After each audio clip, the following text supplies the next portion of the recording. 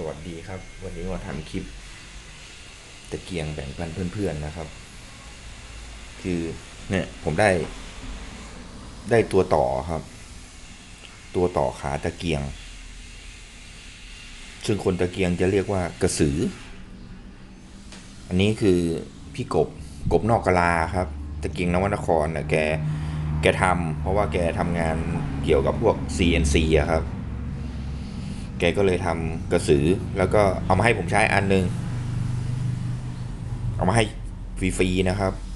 ขอบคุณมากเลยครับ พอผมคิดได้ผมก็มาทำคลิปแบ่งปันเพื่อนๆคือ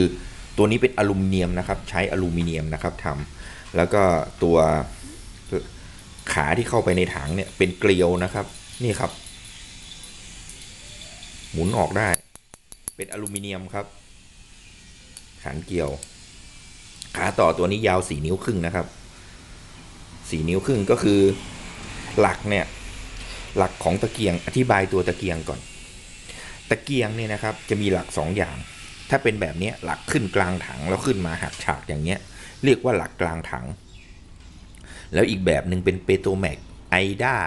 อะไรเหล่านี้ครับหลักจะขึ้นริมถังจะเป็นหลักตรงขึ้นมาจากถังแล้วอยู่ริมอย่างนี้ไอ้อย่างนั้นน่ะต่อกระสือไม่ได้ครับถ้าจะต่อกระสือต้องเป็นหลักกลางถังแบบนี้ก็คือถอดหลักตัวนี้ออกแล้วก็เอามาใส่เกลียวข้างบนเนี่ยครับแล้วก็ตัวล่างใส่เข้าไปในถังแล้วก็ขันเข้าครับตะเกียงก็จะสูงขึ้นชุดกระเช้าตะเกียงก็จะอยู่ข้างบนนะครับก็จะสวยแปลกตาไปอีกแบบหนึ่งคือกระสือเนี่ยคนทำก็มีหลายคนนะครับแต่ที่เป็นที่รู้จักก็คือมงคลตาอินนะครับอยู่สันปะตองเชียงใหม่อันนี้ก็คือกบนอกกะลาครับตะเกียงนวนครนะครับก็ทำคลิปแบ่งปันเพื่อนๆนะครับเผื่อจะมีประโยชน์บ้างสำหรับคนชอบตะเกียงเหมือนกันส่วนคนที่รู้แล้วก็ผ่านๆไปครับผ่านๆไปแบ่งปันกันนะครับขอบคุณครับที่ติดตามคลิปจนจบ